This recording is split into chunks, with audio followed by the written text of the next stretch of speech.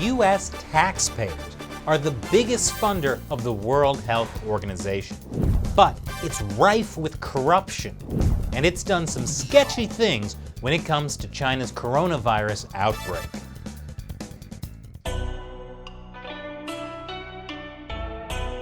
This is China Uncensored. I'm Chris Chappell. When the world is threatened by an outbreak of a deadly coronavirus from China, who are you gonna call? No. Who? The World Health Organization. I can see how that could be confusing. Let's just stick with WHO. And I can see how the WHO's response to the coronavirus could also be confusing, because it's hard to understand how the main global organization charged with handling it could have screwed up so badly. The World Health Organization is a United Nations body concerned with world health, at least supposedly. But it turns out corruption in the agency is putting lives at risk. By now, it's a recognized fact that the Chinese Communist Party has used a two-step solution to deal with the coronavirus. Step one, cover it up. They arrested whistleblowing doctors and journalists. And state-run media either kept numbers of infections impossibly low or didn't report on it at all. But after weeks of cover-up allowed the virus to spread across China and around the world, it became too big to cover up. So then, step two, authoritarian crackdown. The Chinese regime has quarantined much of Hubei province where the outbreak began. It is the largest quarantine in human history, with tens of millions of people affected. And now, much of the rest of the country is under lockdown as well. Now you might be thinking a quarantine makes sense, right? Except on this ginormous scale, it doesn't actually work well. It's been authoritarian, heavy-handed, and often arbitrary, varying from one village or city to another. And this has made Chinese people lose trust in their government. Some people look for ways to escape the quarantine zones, and many don't report to authorities when they get sick because the consequences could include being put in a quarantine center next to hundreds of other sick people.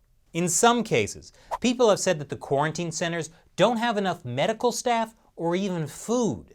According to an expert at the University of Edinburgh, the way Chinese authorities have gone about it is quite dangerous because you actually start to erode that trust in the government. You want citizens coming forward and saying, "I feel unwell." The Chinese Communist Party is getting slammed with international criticism for how they handled the coronavirus. But guess who hasn't been criticizing them? The World Health Organization. In fact, the WHO has been praising how the Communist Party has handled it.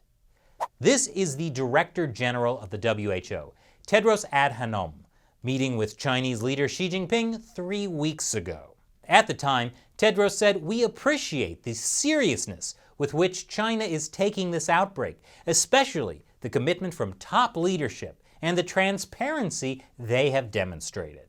He also said, China is actually setting a new standard for outbreak response. Detaining activists who criticize Xi Jinping? Technically, that is a new standard for outbreak response. Anyway, Tedros lavished praise on China, despite the fact that it took nearly 2 weeks for the agency to get a go-ahead from China to send even an advance team, which arrived in Beijing on February 10th to discuss a joint mission. Tedros' praise of China has been so lavish, he's been featured repeatedly in Chinese state-run media, like this video from the People's Daily. China took action massively at the epicenter, at the source of the outbreak. This is heroic. The actions of China is making us safer. Maybe it's just me, but I don't feel a whole lot safer. And keep in mind, Tedros was praising China's authoritarian response to the virus at the same time he was criticizing other countries, especially the US, for travel bans to and from China. There is no reason for measures that unnecessarily interfere with international travel and trade. We call on all countries to implement decisions that are evidence-based and consistent. Good thing no one listened to him. Major world airports set up screening procedures for travelers who had recently been to China. Many airlines simply stopped flights to and from China. You know, it's not a great thing when people ignore the main global organization that's meant to advise everyone on health crises. Tedros also said in an interview that the quarantine of tens of millions of Chinese people is consistent with the WHO's regulations that call for the least intrusive measures possible and strong protection for freedom of movement and other human rights. Least intrusive? I would hate to see what the WHO actually considers intrusive. Incidentally, Tedros was a leader in Ethiopia's Tigray People's Liberation Front. That's a wing of the ruling Marxist-rooted Ethiopian People's Revolutionary Democratic Front. He served the violently repressive regime as Minister of Foreign Affairs from 2012 to 2016 after a stint as Health Minister. So I would really hate to see what Tedros considers intrusive.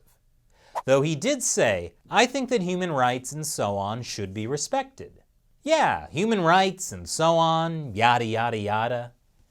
But Tedros isn't the only one in the WHO who's praising the Chinese Communist Party's response to the coronavirus.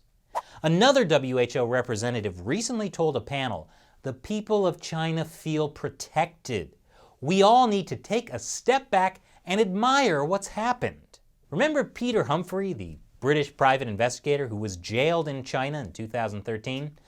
He had been drugged, chained to a chair, locked in a cage, and then made to read out a statement written by the police in front of the cameras.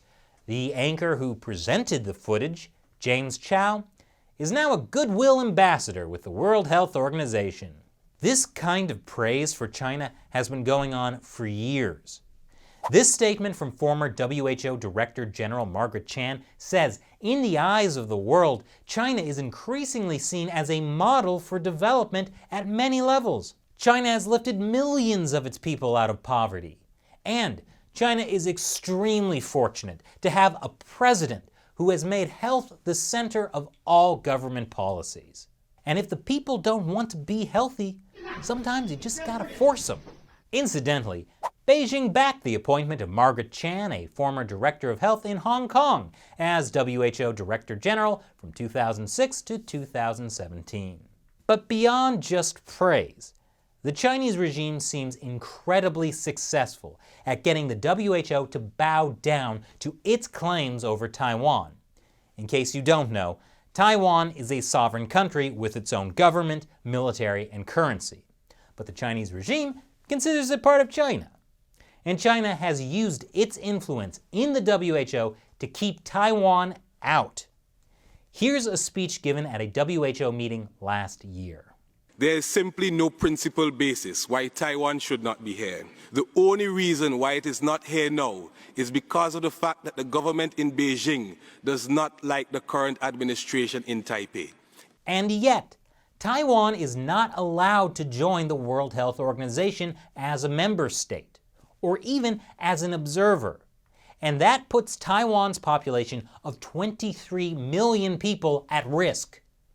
Taiwan's exclusion from the WHO leaves its population vulnerable during this crisis. A lack of direct and timely channels to the WHO have already resulted in inaccurate reporting of cases in Taiwan. Taiwan has repeatedly complained that China and the WHO aren't sharing information about the coronavirus outbreak with them. That's also what happened back in 2003 when the deadly SARS epidemic broke out in China.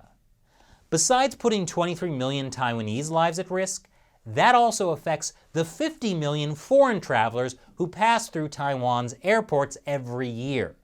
They might assume the WHO is taking care of things. They would be wrong. In fact, the WHO can't even figure out what to call Taiwan. Last month, a WHO spokesman called it China Taiwan.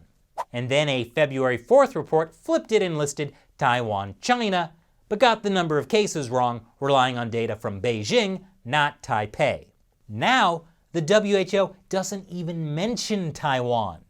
They recently called it Taipei and environs in a list of affected cities in China. Why does China have this kind of influence over the World Health Organization? It turns out the WHO is horribly corrupt. An audit revealed there has been a surge in internal corruption allegations across the whole of the organization, with the detection of multiple schemes aimed at defrauding large sums of money from the international body. That included an upsurge of internal complaints of corruption, fraud, and even sexual harassment from across the 7,000-strong organization, overwhelming an internal team of 4 full-time investigators and 2 consultants. And yet, the division of the WHO responsible for handling the coronavirus outbreak is so chronically underfunded it has repeatedly been found to pose a severe and unacceptable level of hazard. Great! So some people in the WHO are scamming loads of money and getting rich, while the coronavirus team is way underfunded. Maybe that's why the WHO delayed issuing a global emergency over the coronavirus, even though human-to-human transmission had already been confirmed. Or maybe it's because of China's role as a donor to the WHO. After this 2017 meeting between Tedros and high-level Chinese leaders, the WHO got a big new financial contribution from China. China also wants to build an $80 million headquarters for the Africa Centers for Disease Control and Prevention. Guess where they want to build it? In Ethiopia. Wow, what a coincidence that that's Tedros' home country. The US is pretty sure it'll be used for spying. But China's importance to the WHO derives not so much as a current donor, but as a future source of funds and a partner with which to tackle the biggest global health problems. Well, China's got the money and 20% of the world's population. But is the ruling Communist Party really a good partner with which to tackle the biggest global health problems? A lot of health experts are furious at the WHO for their praise of China's response to the coronavirus and their delay in issuing a global emergency.